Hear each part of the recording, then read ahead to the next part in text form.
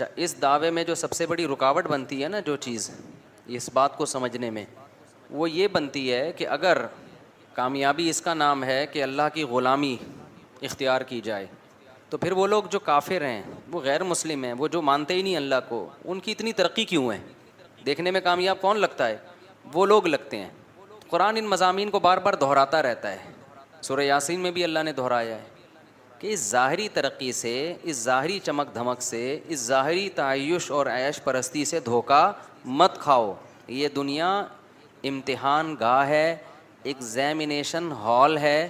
Examination hall میں result announce نہیں ہوتا، رزلٹ کی اناؤنسمنٹ کے لیے اللہ نے آخرت کا دن رکھا ہے۔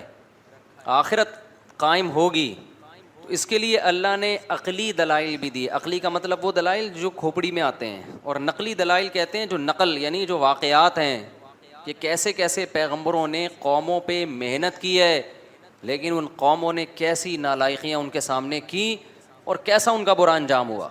تو ہم یہاں سے شروع کرتے ہیں۔ اللہ نے فرمایا وَاضْرِبْ لَهُم مَثَلًا أَصْحَابَ الْقَرْيَةِ، اے نبی آپ ان کو ایک بستی والوں کا واقعہ سنائیں۔ یہ حضرت عیسیٰ علیہ السلام کے دور کے قریب کی کوئی بستی ہے۔ اِذْ جَاءَ الْمُرْسَلُونَ، ان بستی والوں کے پاس پیغمبر آئے۔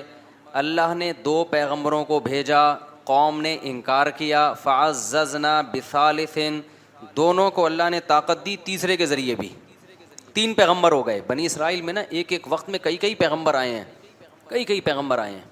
فقالوا انا الیکم مرسلون، کہنے لگے ہمیں کس کی؟ تمہاری طرف۔ ان پیغمبروں نے ان کو کیا کہا؟ وہ جواب میں کہنے لگے ما انتم الا بشر مثلنا، تم تو ہماری طرح کے انسان ہو۔ میں بار بار کہتا ہوں، جتنے بھی اہل اللہ گزرے ہیں، جتنے بھی پیغمبر گزرے ہیں، جو سچی مچی کے اللہ والے تھے نا، سب کو یہی طعنے دیے گئے کہ آپ ہماری طرح کے انسان، آپ کھاتے ہیں، آپ نارمل لائف گزارتے ہیں، آپ سوتے ہیں، صبح اٹھتے ہیں اور پراٹھے کھا رہے ہیں، ٹھیک ہے نا، انڈوں پہ مرغی کو بٹھا کیوں رہے ہیں، آپ سوئمنگ کیوں کر رہے ہیں؟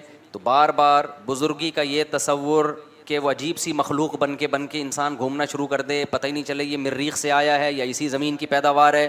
ایسے پیر و مرشد میں نے دیکھے ہیں، اللہ کی پناہ، جس جگہ بیٹھے ہیں کئی سالوں سے وہیں بیٹھے ہوئے ہیں، پولیس آ کے اٹھاتی ہے تھوڑا سا ہل لو، اب ان کے وقار کے خلاف ہے چلنا، ایسے بیٹھے ہوئے ہیں بزرگ بن کے، شاید مر چکے ہوں، انتقال ہو گیا ہو، ویسے ہی بیٹھے ہوئے ہوں، زمین کھانا شروع کر دیتی ہے، چپک گئے اندر، پولیس بھی نہیں اٹھا سکتی ان کو۔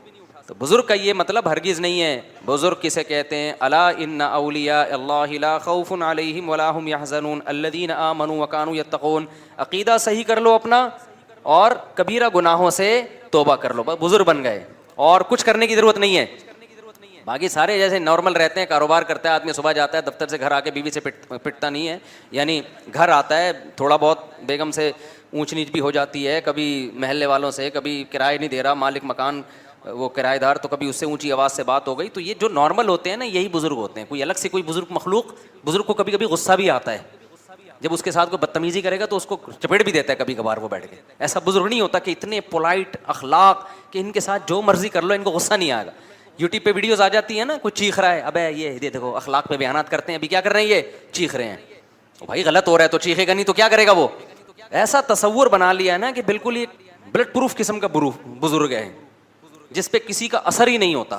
بلٹ پروف ہوتی ہے نا گاڑیاں، بم کا اثر نہیں، تو ان پہ کسی کی زبان کا اثر ہی نہیں ہوگا، ان کو کبھی بھی غصہ نہیں آئے گا۔ ایسا بالکل بھی نہیں ہے۔ ہمارے جب نبی صلی اللہ علیہ وسلم کو بھی جب بہت زیادہ کوئی غلط بات ہوتی تھی، آپ کو غصہ بھی آتا تھا۔ ہاں، بار بار غصہ آنا ہر وقت ایسے جیسے توے پہ بیٹھا ہوا ہے، یہ ٹھیک نہیں ہے۔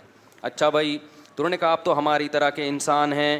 قالوا ربنا یعلم انا الیکم لمرسلون قالوا انا تطیرنا بکم۔ جب بھی پیغمبروں نے جا کے دعوت دی ہے نا، تو ہوا یہ کہ خوشحال قوموں میں پیغمبر گئے تو اللہ کی طرف سے ان قوموں پہ آزمائشیں آنا شروع ہوئیں، قحط سالی شروع ہو گئی کہ شاید اب یہ توجہ کریں اللہ کی طرف، ان کے مالوں کا نقصان ہونا شروع، تو انہوں نے یہ نقصان بھی پیغمبروں کے کھاتے میں ڈال دیا۔ معاذ اللہ، تمہاری نحوست ہے، معاذ اللہ، تم جب سے آئے ہو تو یہ معاملات ہو رہے ہیں۔ جیسے بہو جب نئی گھر میں آتی ہے اور اتفاق سے مالی اسباب کم ہو جائیں تو ساس کس پہ ڈال دیتی ہے؟ بہو کی نحوست۔ حالانکہ عین ممکن ہے بہو کے ساتھ ظلم کی نحوست ہو۔ کیا خیال ہے؟ ظلم ہو رہا ہو، اس کی وجہ سے اللہ نے مال میں برکت ختم. تو کسی کی وجہ سے کوئی نحوست نہیں ہوتی, حدیث میں صاف ہے, لا طیرہ, کوئی نحوست نہیں ہے.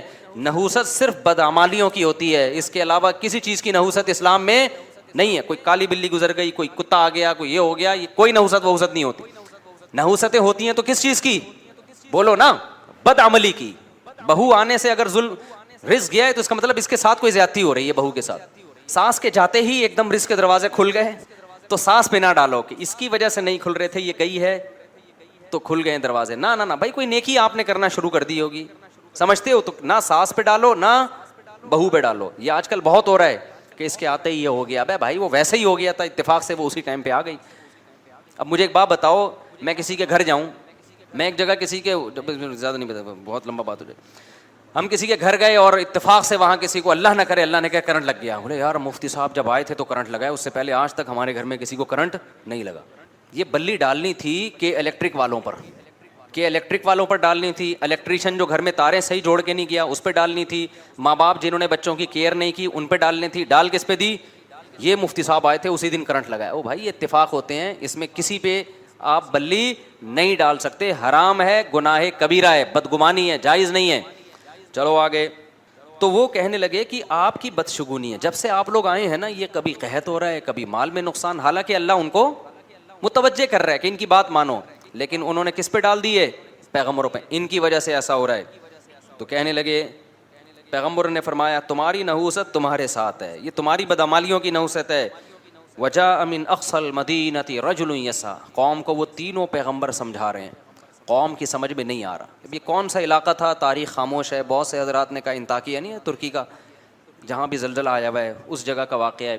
اور ایک قبر بھی تھی وہاں پہ, میں جب چند سال پہلے گیا تھا تو وہ اس شخص کی قبر بتائی جاتی ہے, من اقصى المدینة رجل یسعى. قرآن کہتا ہے شہر کے کنارے سے ایک شخص دوڑتا ہوا آیا, تو وہ جو دوڑتا ہوا شخص آیا نا اس کی قبر بھی وہاں پر ہے. اب حقیقت ہے یا نہیں ہے, لیکن مشہور ہے کہ یہ اسی کی قبر ہے, مگر زلزلے میں وہ سب مٹی ہو گئے, وہ ساری تاریخی چیزیں ختم ہو گئی ہیں زلزلہ بھی جو انطاکیہ میں آیا.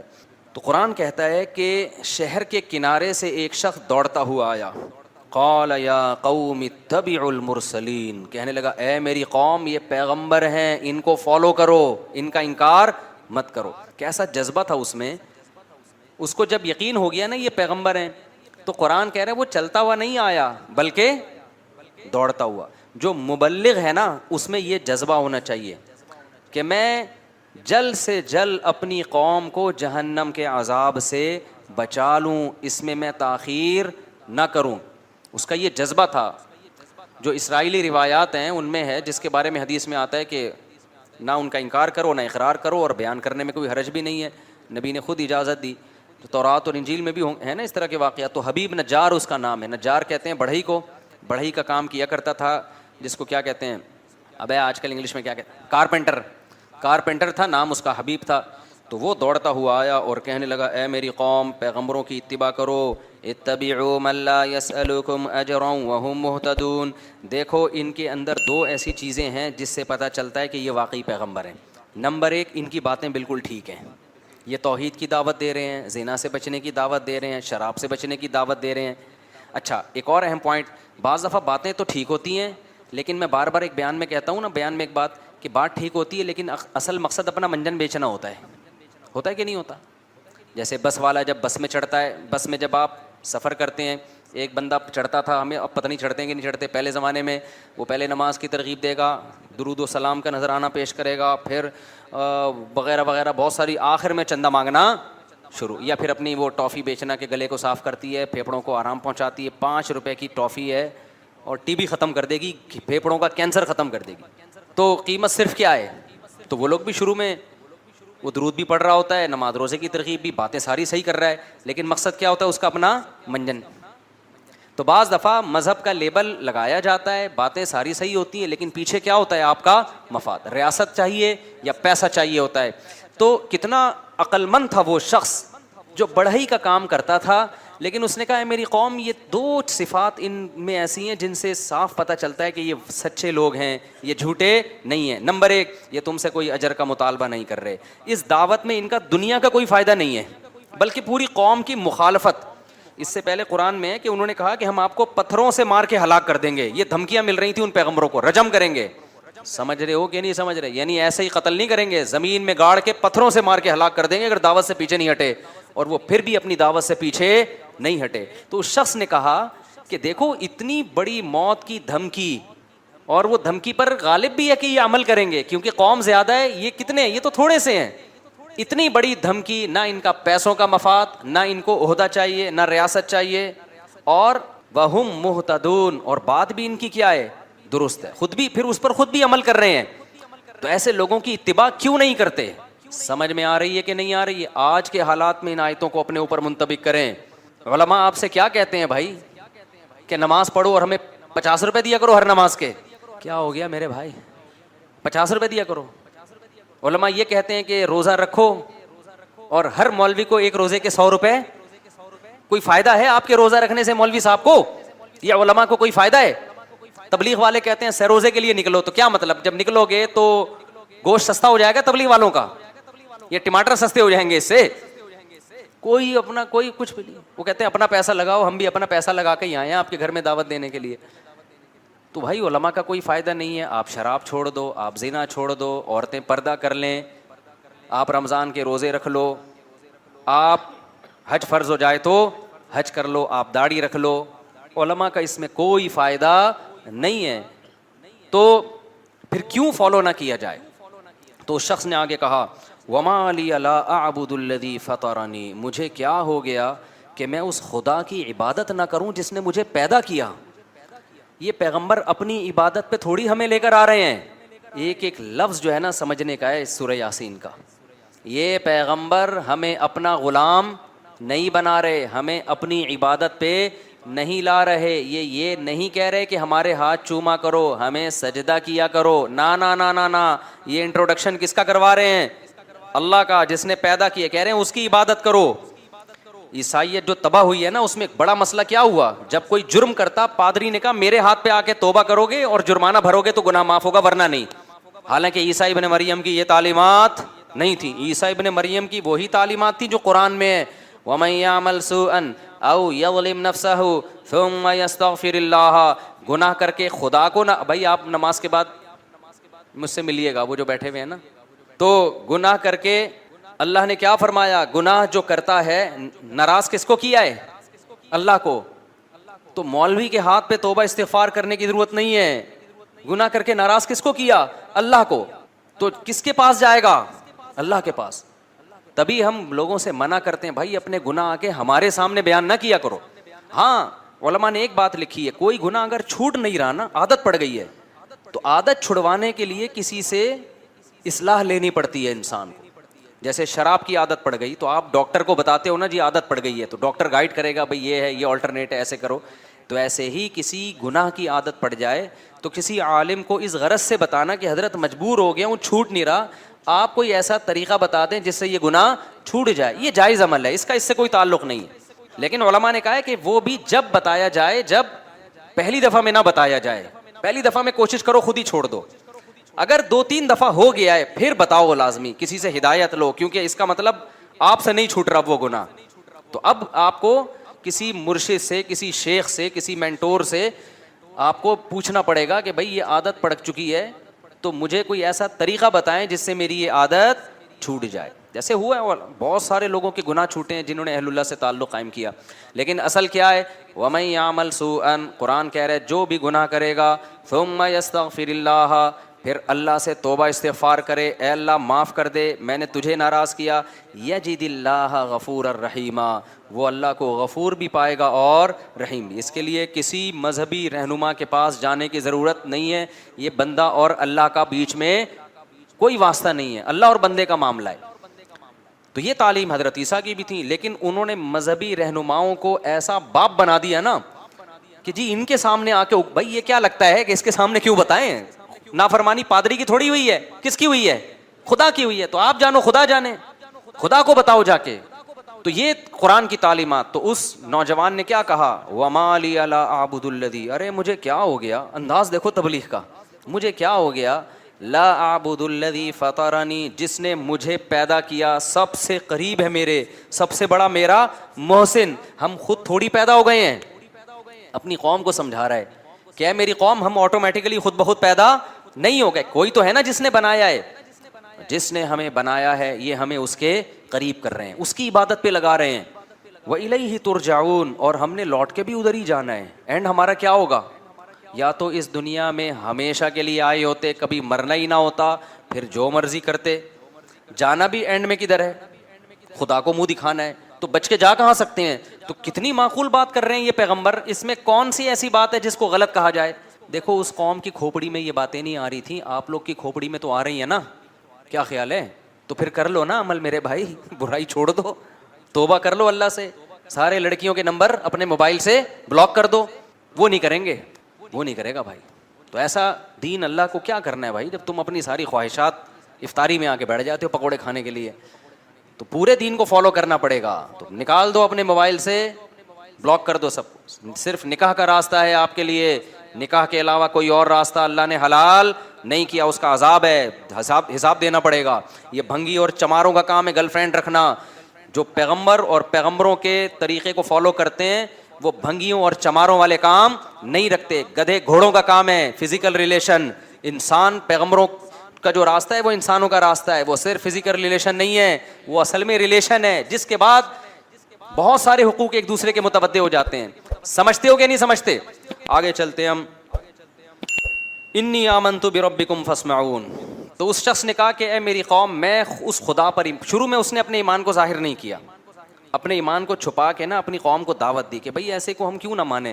اس کے بعد جب قوم نے نہیں مانا تو اس نے صاف اعلان کر دیا انی آمنت بربکم, دیکھو میں تمہارے رب پر ایمان لے آیا. اپنا رب نہیں کہہ رہا. کیا مطلب؟ تم بھی لے کر آؤ نا, وہ صرف میرا تھوڑی ہے, وہ تمہارا بھی ہے. فاسمعون, لہذا تم سن لو. قوم نے قتل کر دیا اس کو. ایسے موقع پہ کسی غیر مسلم کے لیے ایمان چھپانا جائز ہے جب اسے قتل کا خطرہ ہو. لیکن عظیمت کیا ہے, فضیلت کس میں ہے؟ نہ چھپائے اور شہید ہو جائے. کچھ گناہ ایسے ہیں کہ مجبوری میں وہ گناہ ہی نہیں رہتے. کچھ گناہ ایسے ہیں کہ مجبوری میں وہ جائز تو ہو جاتے ہیں لیکن افضل نہیں ہوتے. اب یہ فقہ میں نا, اصول فقہ جنہوں نے پڑھا ہوا ہوتا ہے وہ قرآن و سنت کی روشنی میں وہ سمجھتے ہیں کہ کون سے گناہ ایسے ہیں.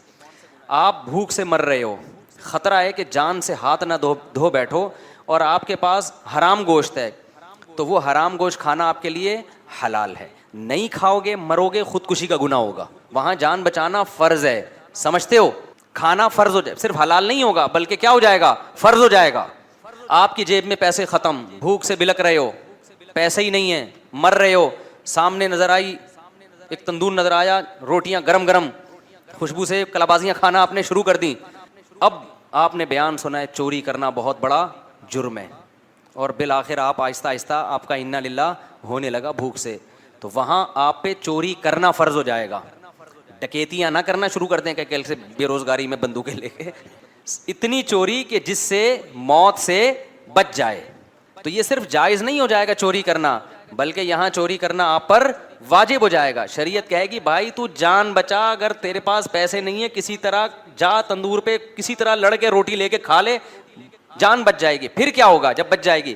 پھر کوشش کر اب اس کے پیسے کیسے ادا کرنے میں, معاف نہیں ہوں گے وہ پیسے. اس کو بول دے بھائی میں مر رہا تھا میں نے کھا لیا, جو اکھاڑنا ہے اکھاڑ لے, ٹھیک ہے نا. باقی یہ کہ معاف کر دے تو اچھا ہے, نہیں تو پھر میں مزدوری کروں گا, جب پیسے ویسے ہوں گے تو میں نے ڈائری میں نوٹ کر لیا یا میں نے دماغ میں نوٹ کر لیا کہ اتنے پیسے میں نے تجھے دینے, وہ پیسے اس کے اوپر واجب ہو جائیں گے. لیکن ایسے موقع پہ چوری کرنا کیا ہو جائے گا؟ فرض. لیکن رمضان کا روزہ اگر کوئی آپ سے کہتا ہے توڑ دو, بندوق رکھ دی, تو علماء نے فقہا بیان کرتے ہیں کہ توڑنا جائز تو ہے, لیکن اگر نہیں توڑو گے, ڈٹ جاؤ گے, تو شہادت کا ثواب ملے گا. سمجھتے ہو گے نہیں سمجھتے؟ اب یہ مسائل میں باریک فرق ہے, اسی کے لیے علم حاصل کیا جاتا ہے. جن کے پاس نالج نہیں ہوتی, پراپر وے میں علم حاصل نہیں کیا, وہ سب مسائل کو آپس میں کیا کر دیتے ہیں؟ گڑمٹ. اسی طرح یاد رکھو کہ اگر کسی نے آپ کو گن پوائنٹ پہ بولا کہ کافر بن جاؤ, کلمہ کفر زبان سے بولو میں ہندو ہوں, بولو میں عیسائی ہوں, اسلام چھوڑ دو, تو جان بچانے کے لیے اسلام چھوڑنا ایسے موقع پہ اوپر سے, دل سے نہیں, صرف زبان سے کلمہ کفر کہنا کیا ہو جائے گا؟ جائز. ایسے موقع پہ گناہ نہیں ملے گا. لیکن آپ اگر ڈٹ گئے نہیں بھائی میں لا الہ الا اللہ کا قائل ہوں, میں اپنے آپ کو ہندو کسی قیمت پہ نہیں کہوں گا, میں عیسائی نہیں کہوں گا, میں توحید پرست مسلمان ہوں, جو اکھاڑنے اکھاڑ لے, اور اس نے مار دیا, تو خودکشی کا گناہ نہیں ہوگا بلکہ کیا ہوگا؟ بہت بڑی شہادت. تو اس کو کہتے ہیں عزیمت. عزیمت یہی ہے کہ ڈٹ جائے. تو اسی طرح کوئی ہندو مسلمان ہوتا ہے, عیسائی مسلمان ہوتا ہے, اس کو خطرہ ہے بہت زیادہ ماریں گے, قتل کر دیں گے, تو اس کے لیے جائز ہے کہ زبان سے اقرار نہ کرے, دل میں مسلمان ہو جائے. اللہ بخشیں گے قیامت کے دن, اس کو ایمان والوں میں شامل کریں گے. لیکن اگر وہ ڈر جاتا ہے کہ نہیں بھائی مجھے مار دو, میں شہادت کے لیے تیار ہوں, تو یہ بہت بڑی شہادت ہے, اس میں بہت بڑا اجر ملے گا, جیسے کہ اس کو ملا. یہ ڈٹ گیا. ڈٹنے سے فائدہ ہوتا ہے کہ موٹیویشن بہت ملتی ہے سامنے والے کو, یار اتنا مضبوط تو کچھ ہوگا نا, اس میں جان ہوگی اس مذہب میں, تبھی تو ڈٹ گیا ہے. تو وہ جو نجار تھا نا وہ بھی ڈٹ گیا. جب قوم پیغمبروں کو دھمکیاں دے رہی تھی ہم پتھروں سے مار کے ہلاک کریں گے, تو اس کو تو زیادہ دھمکیاں دیں گے, تو ہماری قوم کا آدمی ہے بھائی, تو ادھر کیسے چلا گیا؟ تو اس نے کہا انی آمنت بربکم فاسمعون, میں رب پہ ایمان لے آیا ہوں. جیسے حضرت عمر ڈٹ گئے تھے نا نبی کے دور میں, جب مکہ میں لوگ مسلمان ہو رہے تھے تو چھپ کے مسلمان ہوتے تھے, کیونکہ بہت زیادہ خطرات تھے, بہت ظلم ہوتا تھا جو مسلمان ہو جاتے. حضرت عمر جب مسلمان ہوئے نا تو مسجد حرام میں جا کے اعلان کر دیا کہ میں کیا ہو گیا ہوں, مسلمان ہو گیا ہوں, ایسی کی تیسی, جو اکھاڑنا ہے آ کے اکھاڑ. بلکہ بولا کہ جس کو اپنی بیوی کو بیوہ کروانا ہے تشریف لا سکتا ہے وہ, یعنی الٹا ان کو دھمکیاں دینا شروع کر دی. جس کو اپنے بچے یتیم کروانے کا شوق ہے مارکیٹ میں آ جائے, میں ہو گیا ہوں مسلمان, آ جائے, ٹھیک ہے نا. اور جس کو شوق ہے کہ بیوی بیوہ ہو جائے تو وہ بھی مجھے آ کے روک سکتا ہے, ہم یہی نماز پڑھے گا. تو یہ طاقت تھی, تبھی تو نبی نے دعا مانگی تھی, اے اللہ ابو جہل کے ذریعے اسلام کو طاقت دے, یا عمر بن خطاب کے ذریعے. اللہ کو عمر بن خطاب پسند تھے تو اللہ نے کس کے ذریعے طاقت دے دی, عمر بن خطاب. اور ایسی پھر حکومت قائم کی ہے 22 لاکھ مربع میل پر. حضرت عمر کے دور میں کوئی سیاسی اختلاف بھی نہیں ہوا ہے, خاندانی حکومت ہوئی ہے. کس کے دور میں؟ عمر کے دور میں. کوئی سر اٹھا کے حضرت عمر کس قدر اللہ کا خوف تھا. دیکھو بیماری میں جب شہادت کا وقت تھا نا, اس وقت ایک نوجوان عیادت کے لیے آیا, اس کا ازار ٹخنوں سے نیچے تھا, جانے لگا تو حضرت عمر نے اس وقت بلایا, بولا اس ازار کو کیا کرو, اوپر کرو. اس وقت بھی نہیں علی المنکر چھوڑا نہیں ہے کہ جو موقع ملا تبلیغ کا وہ کر دو. تو یہ لوگ تھے جو اللہ کی رضا میں فنا ہو چکے تھے. چلو ہم آگے چلتے ہیں. تو اس نے کہا بھائی انی آمنت بربکم فاسمعون, میں ایمان لے آیا. آگے قرآن کی بلاغت ہے, قیل ادخل الجنہ, اللہ کہتے ہیں ہم نے کہا داخل ہو جا جنت. حالانکہ قرآن کو یوں بیان کرنا چاہیے تھا کہ وہ ایمان لے آیا, لوگوں نے پکڑا, اس کو دھمکیاں دیں, اس نے کہا نہیں میں اپنے دین پہ قائم رہوں گا. لوگوں نے قتل کر دیا, جب قتل کر دیا تو اس کو قبر میں رکھا گیا, پھر جب قبر میں رکھا گیا تو حساب و کتاب ہوا, پھر حساب و کتاب میں پاس ہو گیا. جب پاس ہو گیا تو اللہ نے کہا چل اس قبر کو ہم تیرے لیے کیا بنا دیتے ہیں, جنت, اور جنت میں داخل ہو جا. سمجھ میں آ رہی ہے بات؟ قرآن سارے واقعات کو بیچ میں کیا کرتا ہے, حذف کر دیے قرآن نے سارے واقعات. کیوں؟ جب اس نے کہا نا آمنت بربکم فاسمعون, اے لوگوں میں ایمان لے آیا, قرآن کہتا ہے جنت میں داخل. کیا مطلب؟ فوراً شہید کر دیا گیا, اور ادھر آنکھ بند ہوئی ہے, ادھر جنت کے دروازے اس کے لیے کھل گئے. اس سے پتہ چلا کہ ادھر اور ادھر میں زیادہ ڈسٹینس نیک لوگوں کے لیے زیادہ ڈسٹینس نہیں ہے. اب سوال پیدا ہوتا ہے بھائی حساب تو ہوتا ہے نا. دیکھو یہاں جنت سے مراد وہ جنت نہیں ہے جو آخرت میں ملے گی, کیونکہ آخرت تو ابھی قائم ہی نہیں ہوئی نا.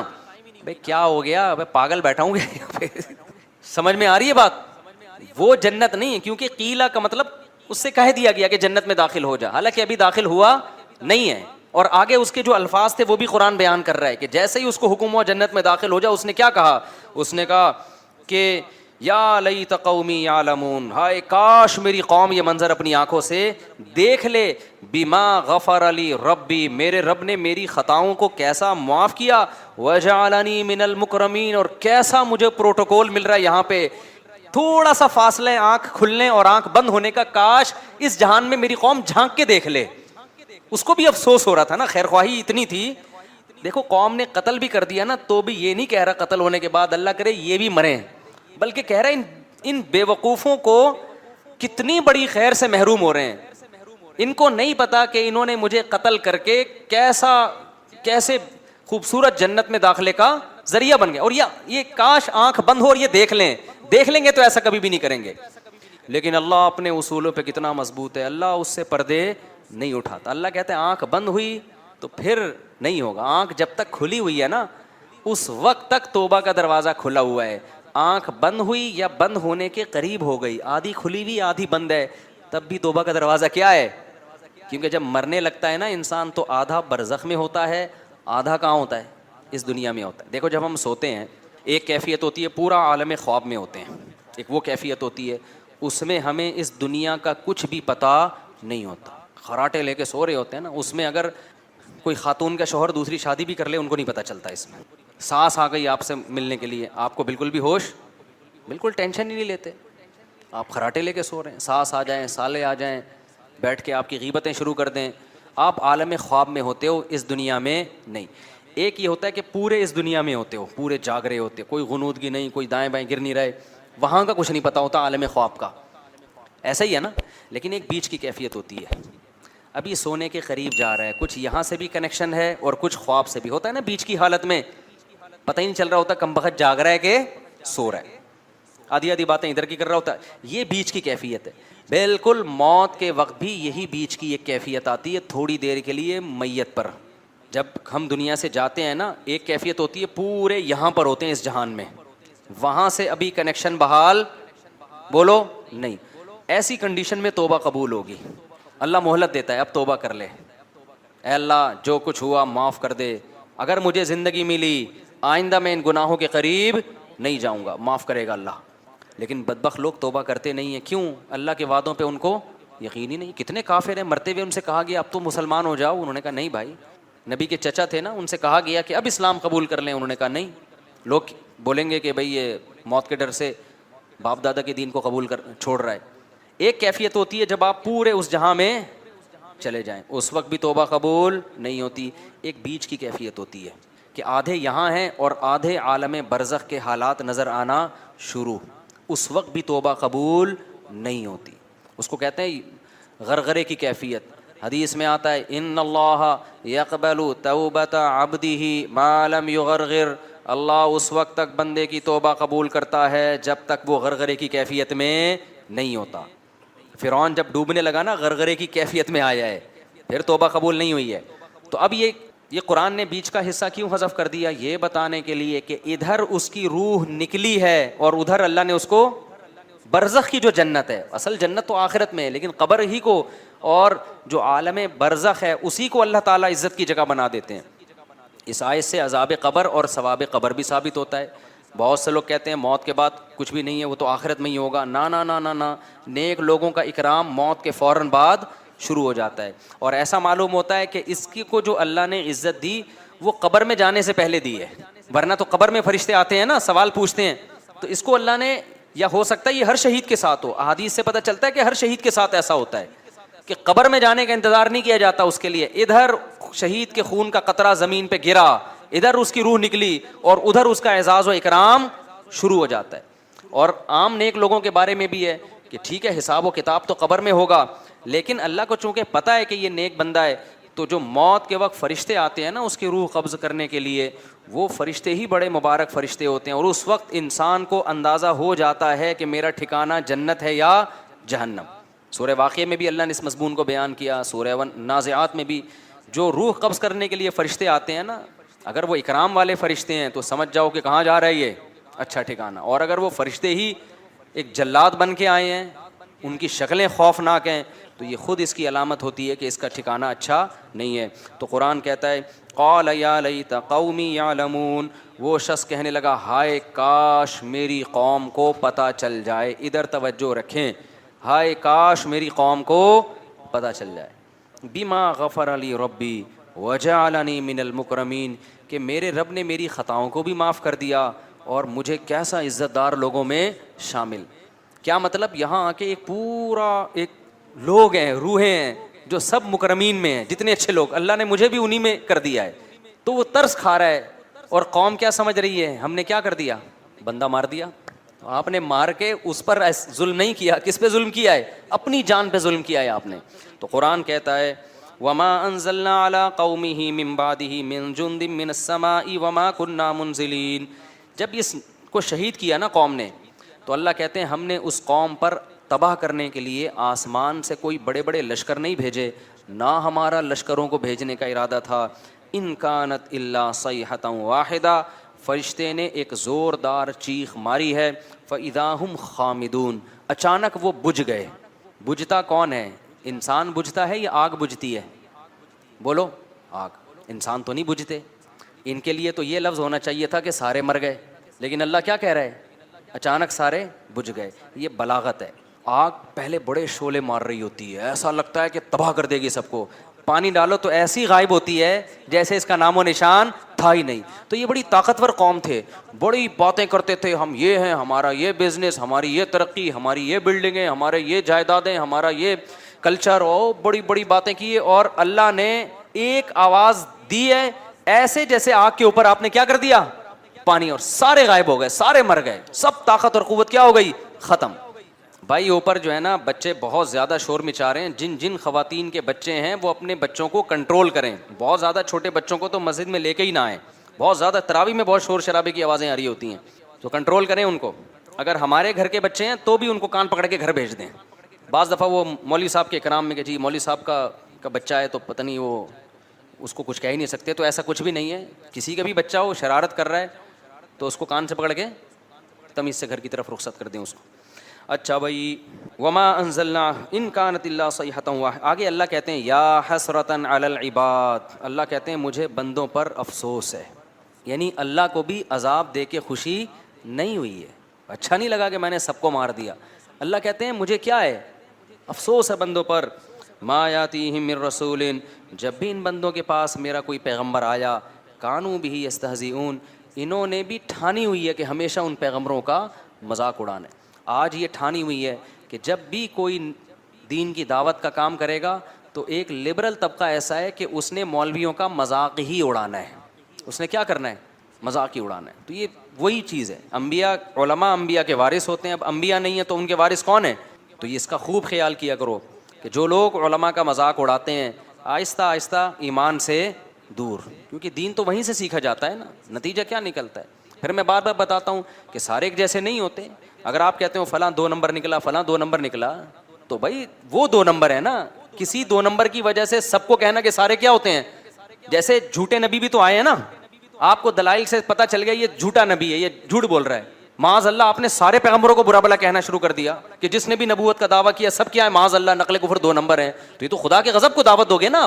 آپ یہی بولو گے بھائی یہ کیا ہے, یہ 2 نمبر ہے, یہ جھوٹا نبی ہے. تو اسی طرح کوئی جتنے بھی علماء دنیا میں پائے جاتے ہیں, کہیں آپ نے 2 نمبر مولوی دیکھ لیے تو اب یہ کہنا کہ مولوی کیا ہوتے ہیں 2 نمبر, یہ بڑا خطرناک جملہ ہے, بڑا خطرناک جملہ ہے. تو کیونکہ علماء انبیاء کے وارث ہوتے ہیں. آگے اللہ تعالیٰ فرماتے ہیں وآیۃ لہم الارض المیتہ, اللہ فرماتے ہیں کہ پیغمبروں کو ہم جب بھیجتے ہیں تم پیغمبروں کا مذاق اڑاتے ہو, حالانکہ ہمیں اپنی توحید, اپنی قدرت, اپنے وجود کو ثابت کرنے کے لیے پیغمبر کو بھیجنے کی ضرورت نہیں ہے. اسی زمین میں اتنی نشانیاں ہیں جنہیں دیکھ کے تمہیں خدا کے وجود پر یقین آ جانا چاہیے. وہ 1-2 آیتیں پڑھ کے بس بیان ختم کرتا ہوں. وہ کہتے ہیں, اللہ تعالیٰ کہتے ہیں اس زمین کو دیکھو, یہ مردہ پڑی ہوتی ہے, کوئی کھیتی نہیں ہے اس میں, گوبر مٹی پانی یہی ہوتا ہے نا. اس وقت سائنسدان کیوں نہیں بولتے اس میں خربوزے اگیں گے, اس میں تربوز اگیں گے, اس میں, وہ تو اپنی آنکھوں سے دیکھ رہے ہیں تو کہہ رہے ہیں نا.